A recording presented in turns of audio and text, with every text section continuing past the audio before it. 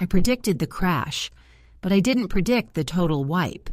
Now the only thing left is a pile of gold and a man in a suit telling me the game is over. The oak grain of the dining room table felt cool under my fingertips, familiar and deeply unsettling all at once. It was the last piece of furniture I was polishing before the movers arrived tomorrow. 20 years of accumulated life, the chipped coffee mugs, the crayon marks on the baseboards, the terrible landscape painting my Aunt Mildred gifted us, all gone, sold, liquefied. My wife, Sarah, stood in the doorway, arms crossed tight against her chest. Her expression wasn't anger anymore. It was the exhausted pity reserved for someone watching a slow-motion train wreck. "The equity loan cleared, didn't it, Alex?" she asked, her voice thin. "You actually managed to pull out the full amount based on the projections you showed the bank?" I nodded, forcing a smile that felt brittle on my face. Every cent, enough to buy a decent plot of land somewhere remote and build something small. Sustainable. "Sustainable," she echoed, the word dripping with sarcasm. "Alex, you sold the house in a booming market. You sold the blue-chip stocks we inherited. You cashed out the retirement funds, the children's future college funds, to buy gold bullion and a massive pile of put options on tech stocks that haven't missed quarterly targets in a decade." I walked over to the bay window overlooking our manicured lawn, the envy of the entire cul-de-sac. The grass was too green, the hedges too perfect. It felt like a stage set waiting for the final act. "They're not going to miss targets anymore, Sarah," I said, my voice low, almost a confession. "They're going to miss reality. I've been watching the indicators for 3 years now. The yield curve inversion, the insane consumer debt levels, the velocity of money collapsing even as the Fed pumps liquidity in. It's a hallucination, Sarah. A beautiful, gilded hallucination on borrowed time." My brother, Mark, had been the loudest skeptic. He'd cornered me at Thanksgiving, pouring whiskey down his throat like water. "You're reading too many obscure blogs, Alex. You're letting doom porn rot your brain. You know what they call people who bet against the greatest economic expansion in history? They call them bankrupt widows clutching worthless paper." I just took a sip of my terrible store-brand Merlot and smiled. "Maybe," I'd replied calmly. "But what if I'm right?" Sarah sighed, rubbing her temples. "The neighbors think you've joined a cult. The kids won't look at you. They think we're poor now, and you look smug, like you hold a winning lottery ticket nobody else can see." "I do," I insisted, turning back to her, my eyes alight with a conviction that terrified her. "I just need you to trust me for 6 more months. Just 6 months, Sarah. Then we buy back in, cheap. We buy the whole damn street for the price of this one dining room set." She didn't answer. She just looked at the packed boxes, then back at me, her eyes welling up. "I don't recognize you, Alex. This isn't prudence. This is gambling with our lives. And I heard something today, something that made the hairs on my neck stand up, even though I try to ignore you." I froze, my heart skipping a beat. "What did you hear?" She leaned against the door frame, the silence stretching taut between us. "Mrs. Henderson next door. She was talking to her husband about the upcoming quarterly reports for Omnicorp. She said she overheard her husband bragging that the CEO had assured him, personally, that this quarter's numbers would be monumental, that they were going to shatter expectations. She said it like it was gospel. If Omnicorp is solid, Alex, then your entire doomsday scenario collapses."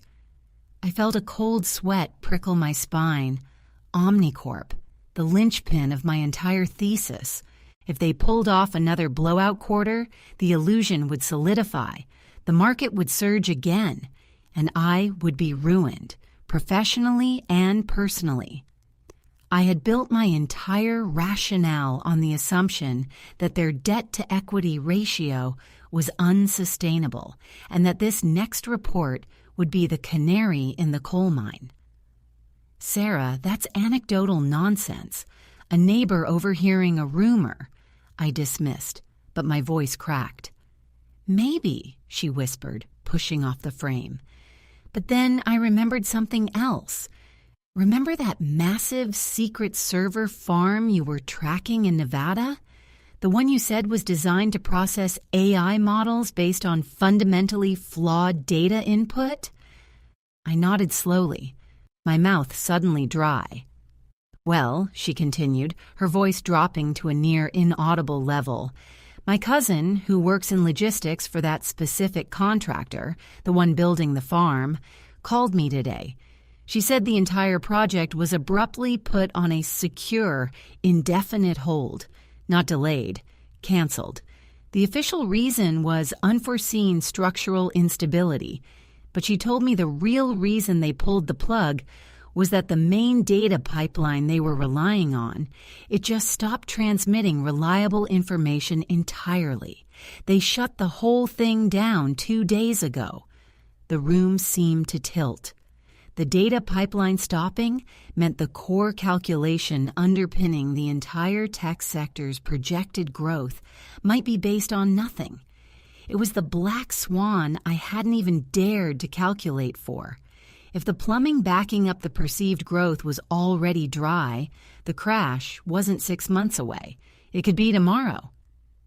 I need to check something, I mumbled, backing away towards my study, my phone already in my hand, fingers flying across the screen to access my encrypted trading dashboard.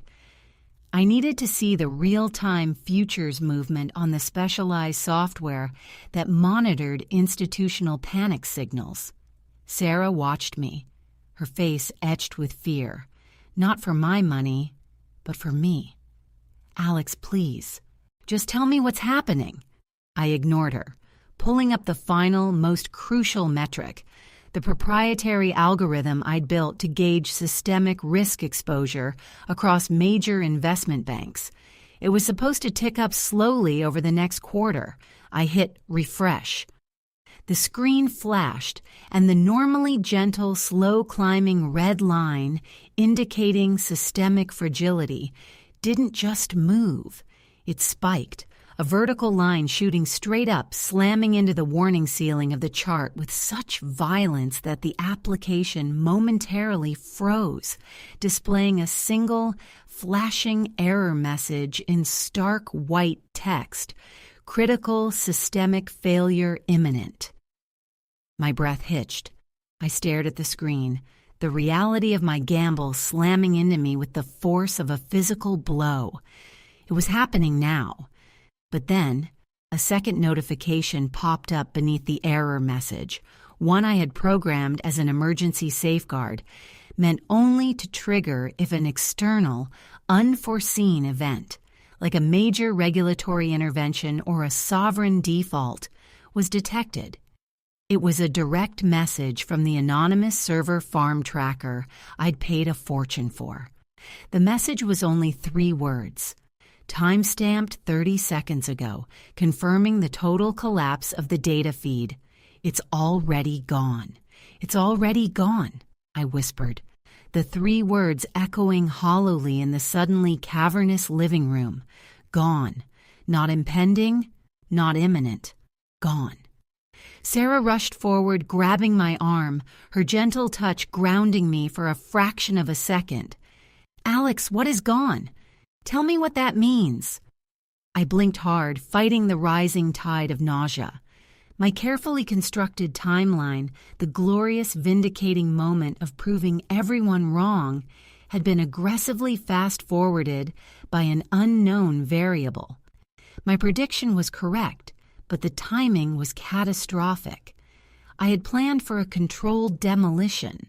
This looked like a building imploding on itself before the wrecking ball even swung.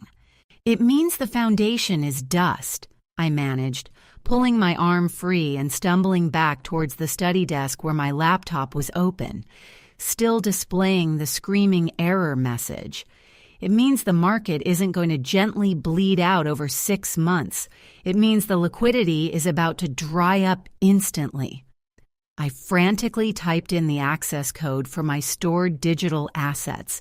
The gold positions, the short index funds, they needed to be converted to hard currency, ready for deployment the second the bottom fell out so I could swoop in and buy the fire sale assets. But the system wasn't responding to the authentication key. Access denied. Unexpected network traffic detected. No, I muttered, slamming the enter key repeatedly. Network traffic? That was impossible. I was running on a high-security, isolated VPN designed to withstand everything short of a global EMP.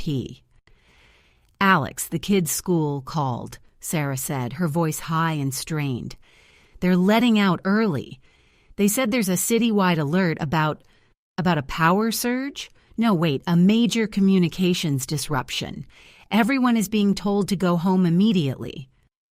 A communications disruption. That explained the network issue. If the infrastructure was failing, even locally, my digital fortress was useless. My entire liquidation plan required active, functional trading platforms. The power grid, I breathed, looking out the window again. The streetlights were flickering, a stuttering, sickly yellow against the bright afternoon sun. If the power grid is unstable, the exchanges won't stay open for long. We might have minutes. I spun around, spotting the heavy steel lockbox tucked discreetly behind the filing cabinet, the one holding the physical emergency buffer. The initial cash outlay for the house was covered by the bank loan, but the real move, the true generational wealth acquisition, depended on the physical gold I'd been slowly accumulating for the last year. Sarah, I need you to stay calm. I need you to get the kids. Put them in the car. Don't turn on the news. Don't look at your phone. Just drive to Aunt Carol's house upstate. Now. I yanked the filing cabinet aside, my muscles straining against the weight, and threw the lockbox onto the floor. The heavy, magnetized seal required a physical key I kept on my keychain, the one I'd forgotten to take off my belt loop. I fumbled with the key, my hands slick with cold sweat, the metallic clink as it slotted into the lock, sounding deafeningly loud in the quiet house. The lock clicked open. I threw the lid back. Inside, nestled in dense foam, were 20 tightly wrapped bars, each stamped with the refinery's mark, enough to buy back 10 times what we lost. I reached for the first bar, its weight familiar, reassuring, when the sound hit. It wasn't a siren or thunder. It was a deep, resonating hum, a sound that felt less like vibration and more like pressure building inside my skull. Outside, the flickering streetlights died simultaneously, plunging the street into absolute shadow. The silence that followed was profound, unnatural. Then, the phone started screaming. Not ringing, screaming. Every device in the house, Sarah's phone, my study monitor, the smart speaker in the kitchen, all erupted at once with the same piercing, high-frequency tone, overriding any normal notification sound. It sounded like a digital banshee wail. Sarah dropped her purse, clapping her hands over her ears, stumbling backward. "What is that noise, Alex? Make it stop." I realized the noise wasn't coming from the devices. It was coming through them. It was data, unfiltered, corrupted, screaming data flooding every available frequency. I fought through the debilitating noise, grabbing the nearest cell phone, Mark's old backup burner I kept for emergencies, and jammed the headphones into my ears, hoping the physical isolation would help. I managed to quickly toggle the phone to a low-frequency emergency scanner I'd built in years ago, designed to pick up military or deep web signals if all commercial bands went down. The scanner immediately saturated with static, but underneath the white noise, a human voice, strained, breathless, and heavily distorted, cut through. "Repeat, this is Sector 7 Control. Entire transaction ledger for the NASDAQ has been wiped clean. Repeat, wiped. We have zero historical record of ownership, not even physical backups. It's not a hack, it's a spontaneous deletion event. The market is officially solvent to zero. All accounts, all holdings, are now held by..."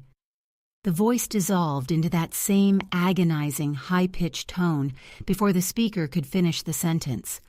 My blood ran cold. A spontaneous deletion? Impossible. Every transaction is mirrored, triple-backed, recorded on immutable ledgers across continents. For every account to be wiped simultaneously meant a fundamental, physical collapse of the digital reality we relied on. It meant the system hadn't crashed. It had simply ceased to have ever existed. I ripped the headphones off, dropping the burner phone.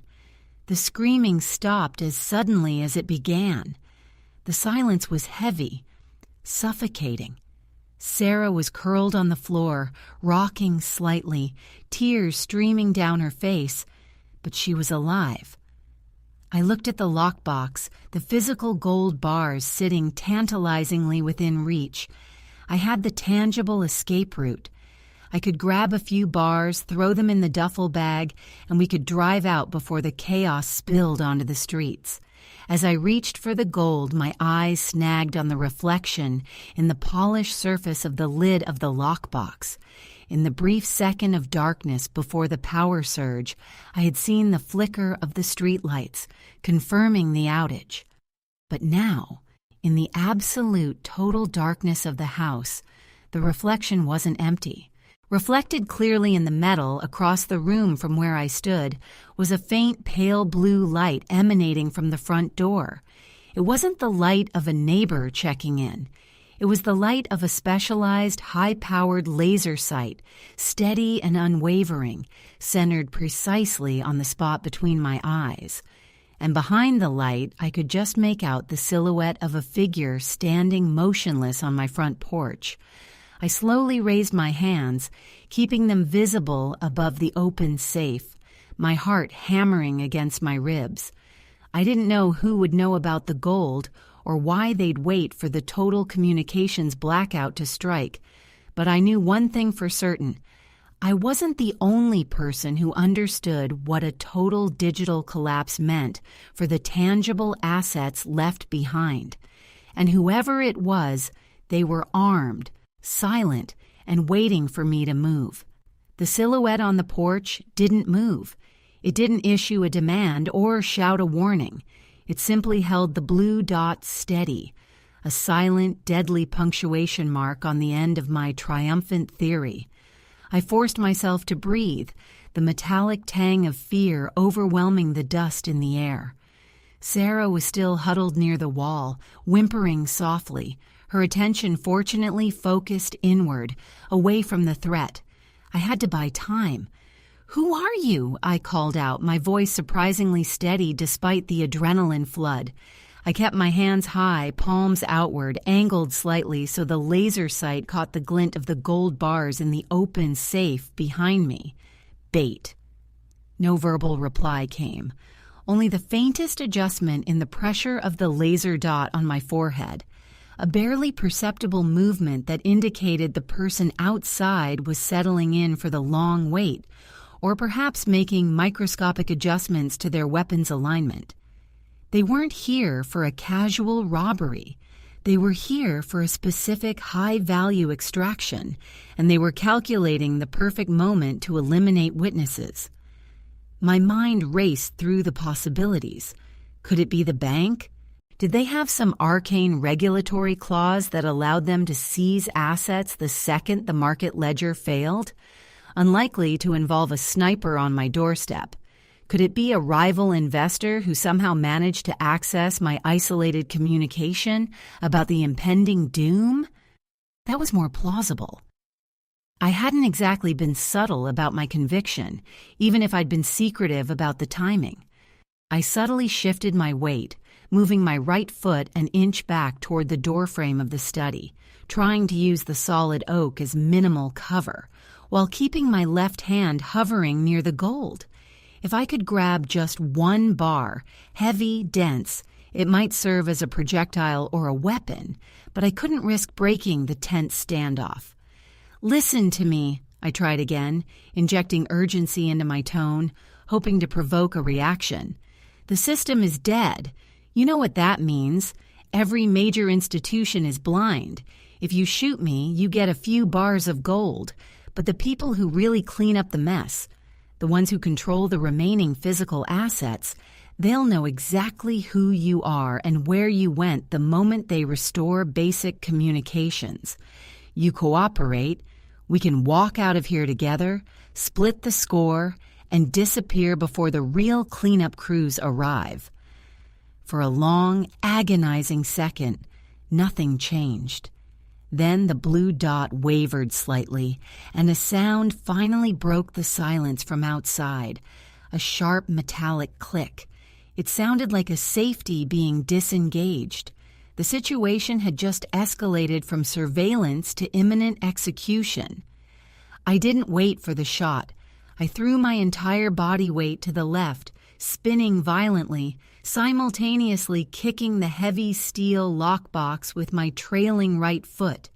The safe, half filled with heavy gold, toppled over with a deafening, echoing crash, sending 3 of the bullion bars skittering across the polished wood floor, their sharp edges scraping loudly. The moment the noise hit, the laser beam vanished from my forehead, replaced by the sharp, tearing crack of a high-powered rifle discharging. The bullet didn't hit me. It slammed into the thick, antique oak table I had been polishing just yesterday, embedding itself deep in the wood with a sickening thud. I scrambled sideways behind the heavy mahogany desk in the study, Sarah's terrified cries muffled by the shockwave. I was partially shielded, but the desk wouldn't stop a second shot. "Sarah, get down! Stay low!" I roared, then pressed my ear against the wall, trying to pinpoint the shooter's location based on the sound echo. The shooter was close, too close for a distant sniper. They were right on the porch, or perhaps flanking around the side of the house. I needed to know who was out there, and the only way to see them without exposing myself was using the small convex security mirror I'd installed high in the corner of the study, aimed towards the front entryway. A paranoid relic I'd almost forgotten about. With agonizing slowness, I reached up, my fingers brushing the dusty edge of the mirror frame. I strained my neck, peering into the reflection over the top of the desk. The porch was empty. The front door stood slightly ajar, the gap showing only deeper shadow. The rifle shot had come from there, but the shooter was no longer there. They had moved, silently and impossibly fast, during the half-second of noise distraction I'd created. My eyes darted frantically around the reflection. Where could they have gone? The side yard? The roof? Then, in the mirror, I saw it. Not outside, but inside. A figure had slipped through the slightly open front door during the initial distraction. They weren't on the porch anymore. They were now standing just inside the main hallway, framed in the doorway to the living room, halfway between the front door and the study. But it wasn't just a person. It was a figure clad head to toe in matte black tactical gear, completely obscured save for the small red glow of a night vision monocle fixed over their right eye. They weren't looking at the gold anymore. They weren't looking at me. The figure was standing over Sarah, who had tried to crawl toward the hall closet. The masked operative had one heavy boot planted firmly on her back, pinning her to the floor, and in the operative's free hand, held loosely but pointed directly at Sarah's head, was a second, smaller weapon, a silenced handgun. The masked figure slowly raised their free hand, not toward a trigger, but toward the secure radio unit strapped to their shoulder. I saw their lips move inside the mask, just barely audible over the residual ringing in my ears as they began to speak into the radio. "Package secured." A synthesized, utterly emotionless voice stated through the transmission. "Initiating primary objective transfer. Advise market status is confirmed 0. Tell command the collapse was successful. I am bringing the asset back now." Package secured. The synthesized voice cut through the tense silence like a razor, confirming my worst fears. This wasn't a random opportunist. This was an extraction team, and Sarah, my wife, who had simply tried to survive my crazy predictions, was the collateral they were claiming. The asset. The masked figure shifted their weight on Sarah's back, applying just enough pressure to elicit a sharp, choked cry from her, a sound that instantly obliterated any remaining rational thought in my head. They were waiting for confirmation, waiting for the signal to move her. "Primary objective transfer," I repeated internally, the blood pounding so hard in my ears I could barely focus. "Asset. What asset? Me? Or something else they thought I possessed?" I looked desperately at the scattered gold bars on the floor, then back at the rifle hole in the dining room table. If they were waiting for confirmation, I had seconds before they moved Sarah out of the house and into whatever black operation they were running. I had to create a diversion so absolute that they would choose to engage me, the immediate threat, over securing the hostage for transport. My eyes locked onto the only thing in the room that could achieve that, the still flickering, overloaded smart speaker in the kitchen, which was still struggling to process the data deluge before the blackout. It was connected to the home's main router, which, miraculously, seemed to be drawing a trickle of power from the emergency battery backup, attempting to communicate with the outside world before failing entirely. I lunged away from the desk, not toward the gold, but toward the kitchen counter where the small, cheap speaker sat. The tactical operative in the hallway registered the movement immediately. The red light of the monocle snapped toward me. "Negative," the synthesized voice hissed through the shoulder radio, clearly speaking to a remote commander, not to me. "Asset is resisting, maintaining hostage leverage." The operative's free hand snapped up the silence pistol, abandoning the radio. They didn't care about the commander anymore. The immediate problem, me, needed silencing. I hit the kitchen counter, not bothering to get low. My goal wasn't to hide. It was to overload the system. I grabbed the only thing left on the counter, a heavy antique glass water pitcher filled with stagnant rainwater collected during the last storm. I hurled it with all my strength, not at the operative, but directly at the wall socket powering the router and the smart speaker. The pitcher shattered against the wall in a spray of glass and water. Sparks erupted violently from the compromised socket, a brilliant flash of white-hot electricity blinding for a split second. The effect was instantaneous and catastrophic. The struggling router, starved for power and flooded by the short circuit, didn't just die, it blew out.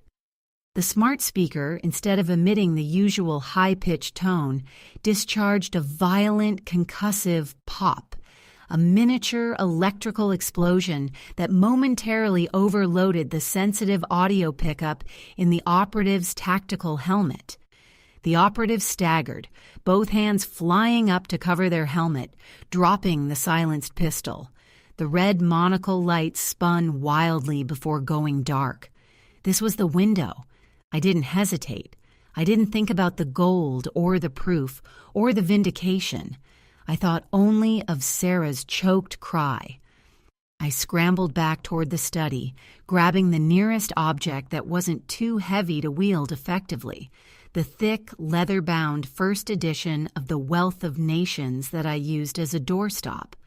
The operative recovered with terrifying speed, tearing the damaged headset away. They saw me coming, abandoning the hostage to address the direct physical threat. They lunged forward, intending to use their bulk to overwhelm me before I could even raise the book. But they were operating on the assumption that I was merely a panicked financier. They forgot I had spent the last 3 years preparing for a collapse, which meant physical self-sufficiency training, a secret Sarah never knew about, born from my deep paranoia. As the operative closed the distance, I dropped low, not swinging the book, but using its flat, hard cover to slap against the operative's lead knee, the same point I'd seen repeatedly fail in close-quarters defense videos. The blow was sharp, precise, and unexpected. The tactical gear didn't protect the joint. The operative hissed in pain, losing balance as they tried to absorb the impact. They stumbled directly into the overturned lockbox. Their armored boot caught the edge of a solid gold bar, sending them sprawling onto their side with a sickening crunch of plastic and metal against the floor. I brought Wealth of Nations down hard, not on their helmet, but on the exposed joint of their weapon hand, aiming for the wrist. The impact sent the silence pistol skittering across the hardwood toward the hallway entrance, stopping just short of the darkened doorway. I stood over the downed figure, panting, the massive book raised for a final blow. The operative lay stunned, the night vision lens still shattered. I could see the pale, terrified eyes of a young man, not the hardened operative I'd imagined, staring up at me.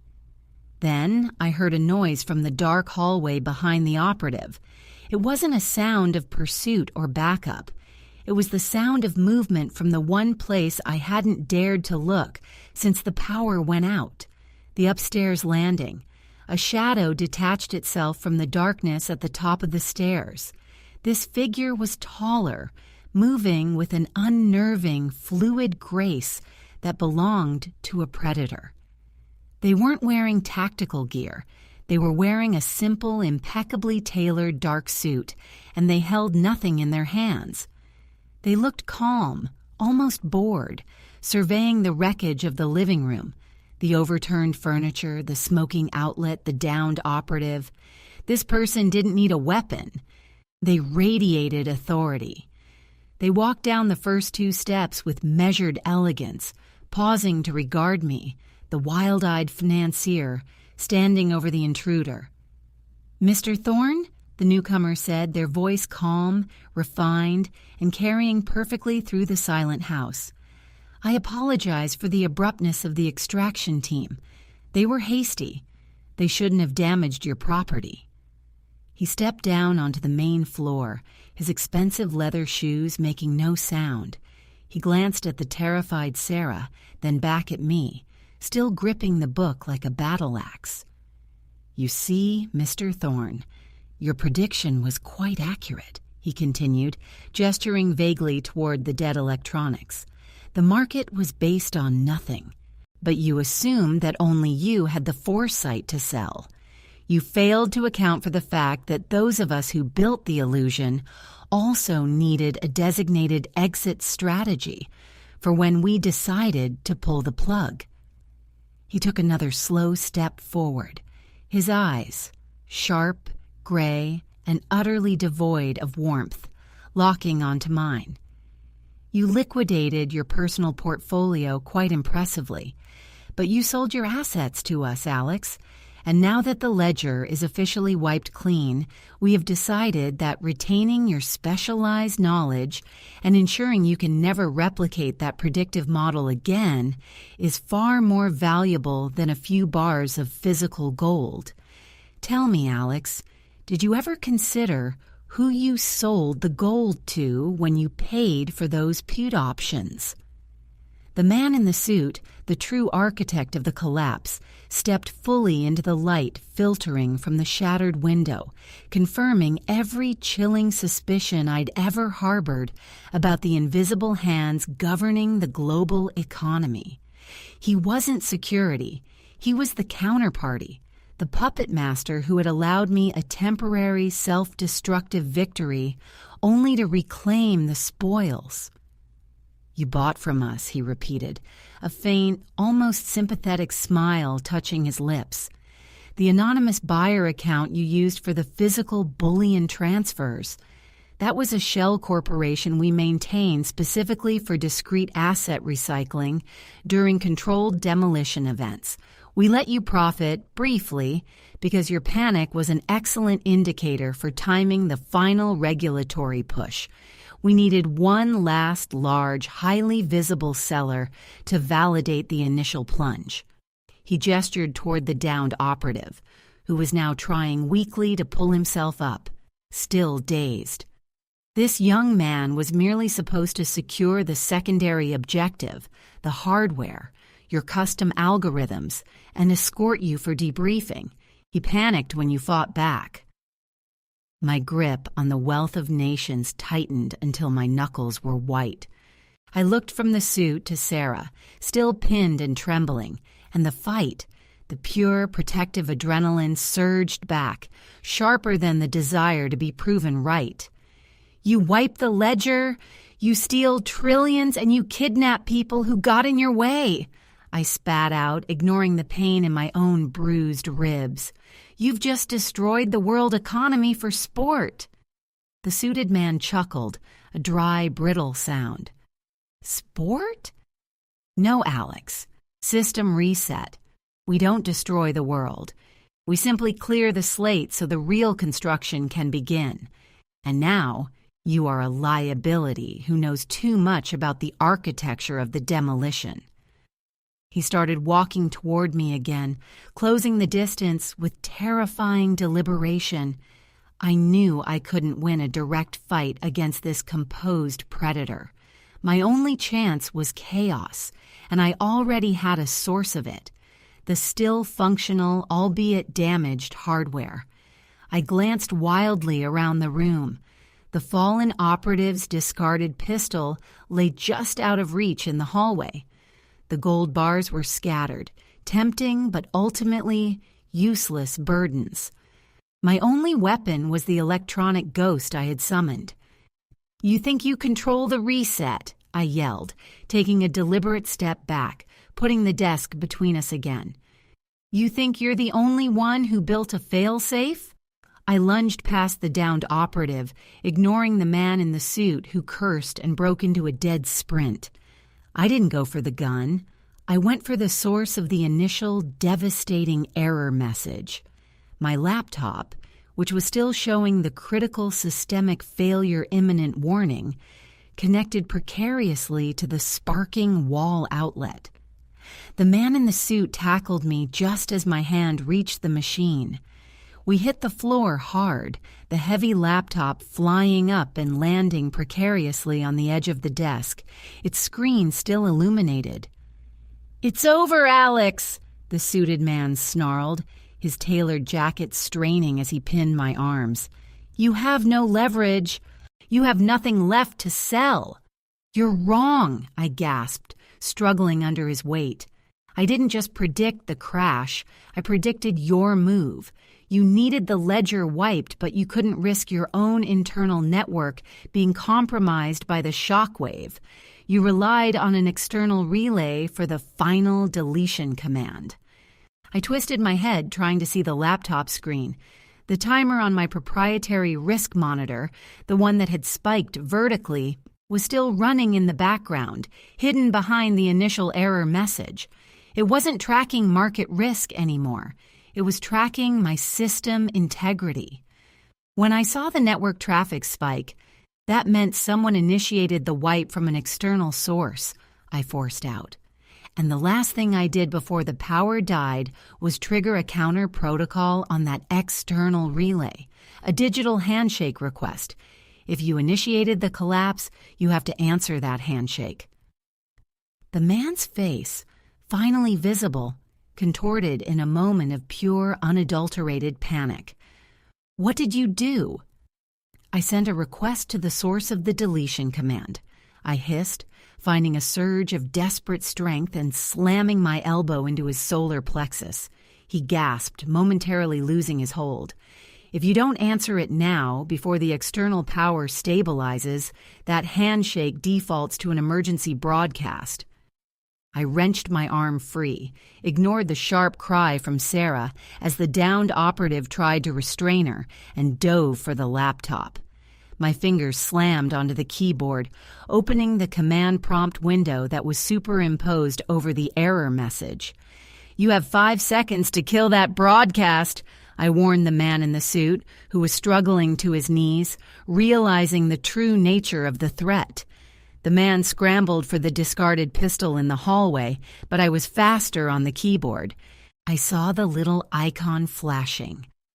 Pending broadcast confirmation.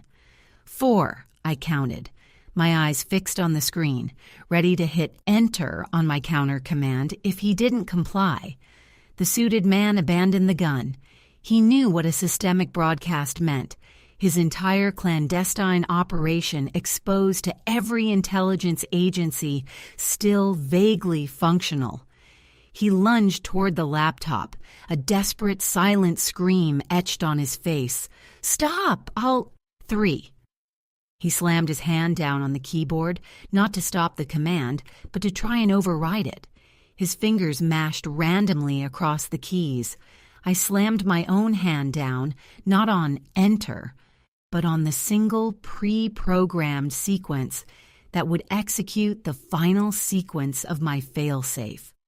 Terminate all external connections and self-purge memory core. The screen flashed blinding white, brighter than the electrical short, and then went utterly, irrevocably black. The laptop emitted a final soft hiss as its internal processors overloaded and died. Silence. Absolute dead silence descended upon the house.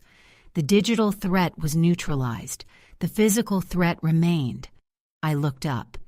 The man in the suit stared at the dead screen, his expression moving from fury to chilling resignation.